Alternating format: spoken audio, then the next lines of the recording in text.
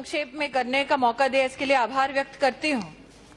सलीम साहब की तरह मैं शायर नहीं, लेकिन मैं याद करती हूँ सुषमा जी का वो भाषण जिसमें उन्होंने कहा था तू इधर उधर की बात ना कर, ये बता कि कारवां किसने लूटा। और आज इस सदन ने देखा कि जिन लोगों ने कारवां लूटा वही इंसाफ की दुहाई दे रहे हैं। आज मैंने सलीम साहब के अंतिम पंक्ति में ये सुना कि देश एक है तो कानून एक होना चाहिए और इसका समर्थन मैं करूंगा।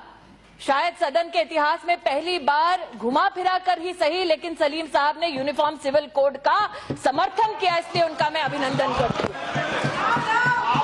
आज इस सदन में 1986 के कानून की दुहाई दी गई। आज इस सदन में 1986 के कानून की दुहाई दी गई। अंग्रेजी में जिसे कहते हैं फिग लीफ, उसके पीछे इंसाफ को छिपाने का दुस्साहस किया गया।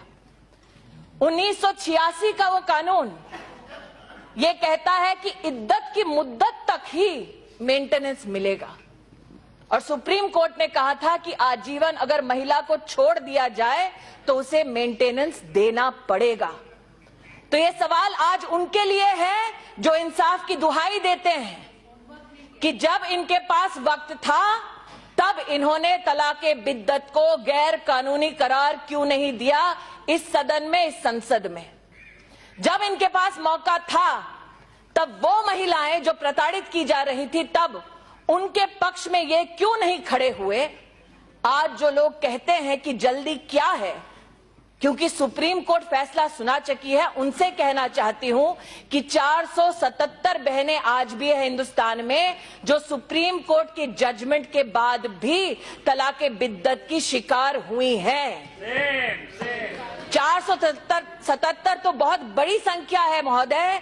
अगर एक ही बहन के साथ इस प्रकार का अन्याय हुआ तो इस सदन की हम सबकी ये जिम्मेदारी है कि हम उस बहन को न्याय दिलवाएं। आज ये निवेदन आपके सम्मुख में रखना चाहती हूं। कुछ लोगों ने ये भी कहा कि ये एक सिविल मैटर है, इसको क्रिमिनलिटी की दृष्टि से क्यों देखा जाए। इस देश ने वो मंजर भी देखा जब ये कहा गया, इस देश ने वो मंजर भी देखा जब ये कहा गया कि अगर दहेज लिया जाता है, दिया जाता है तो लेने वाले और देने वाले को परेशानी नहीं। ये एक सिविल मैटर है, इसमें कानून का क्या काम। फिर भी इस सदन ने डाउरी को क्रिमिनल दृष्टि से देखा और कानून स्थापित किया। इस देश ने, हमारी सभ्यता ने, हमारे समाज ने वो मंजर भी देखा जब सती की प्रथा चली, लेकिन समाज ने संविधान के संरक्षण में उसे भी गैर कानूनी ठहराया। आज अगर 1986 के उस कानून में ताकत होती तो शायरा बानो को सुप्रीम कोर्ट के दरवाजे पर दस्तक देने की नौबत ही नहीं आती। वो लोग जो कहते हैं कि मुस्लिम समाज में शादी तो बस एक कॉन्ट्रैक्ट है, उस कॉन्ट्रैक्ट को, और मैं तो स्तब्ध हूं महोदय कि सलीम साहब को ये लगा कि अगर कुरान में से मीनाक्षी लेखी ने कुछ अंश सदन के सम्मुख सम्मान सहित प्रस्तुत किए तो वो मजाक की बात है। आपको तो फक्र होना चाहिए इस बात का कि सदन में इस चर्चा में कुरान से पढ़कर भी उन शब्दों के आधार पर न्याय की बात की जा रही है। और अगर आप इसे कॉन्ट्रैक्ट की दृष्टि से देखते हैं महोदय, तो ये हिमाकत मैं भी करूं सलीम भाई। वर्स 231 को अगर पढ़ें तो उसमें लिखा है, when he divorce women and they fulfil the term of इद्दत, either take them back on equal terms और set them free on equal terms.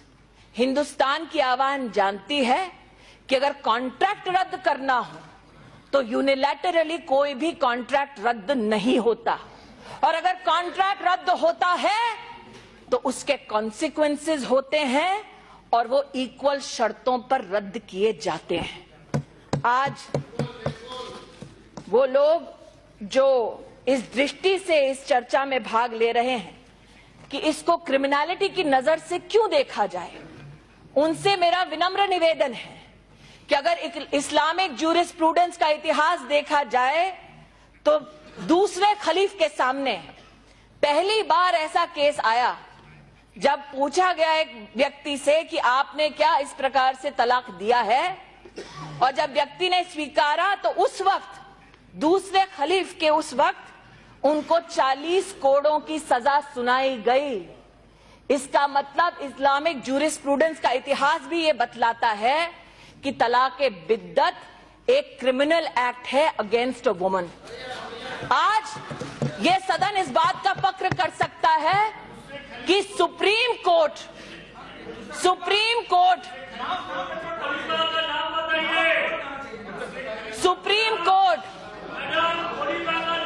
हजरत साहब का नाम मेरे मुंह से सुनना चाहते हैं तो मैं भी हनुमान चालीसा आपके मुंह से सुनना चाहूंगी। साहब, कभी दम हो तो सुना दीजिएगा।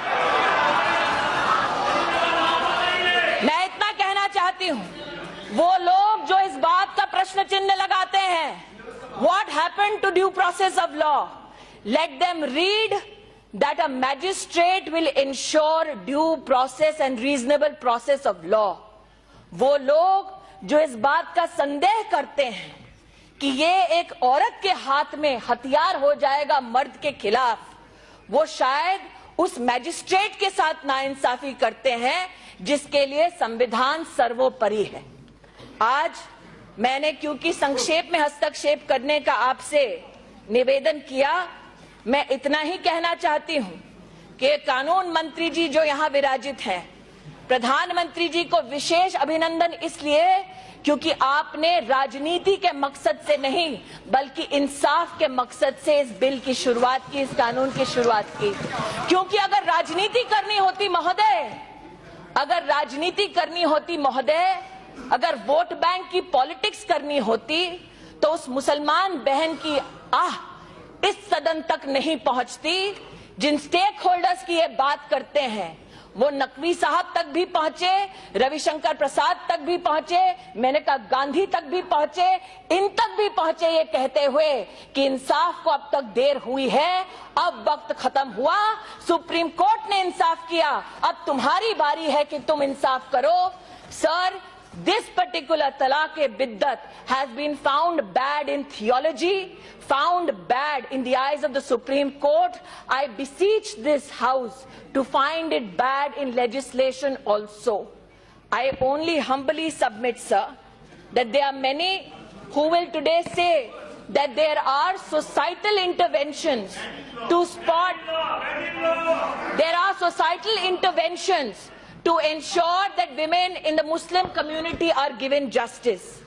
I attract your attention and that of this House, sir, to this remnants of the affidavit which have been given before the Honorable Supreme Court, where the All India Muslim Personnel Law Board has promised to issue an advisory so that in the process of marriage, the person performing the nikah will advise both the man and the bride to incorporate a condition to exclude resorting to pronouncement of 3 divorces by her husband in one sitting.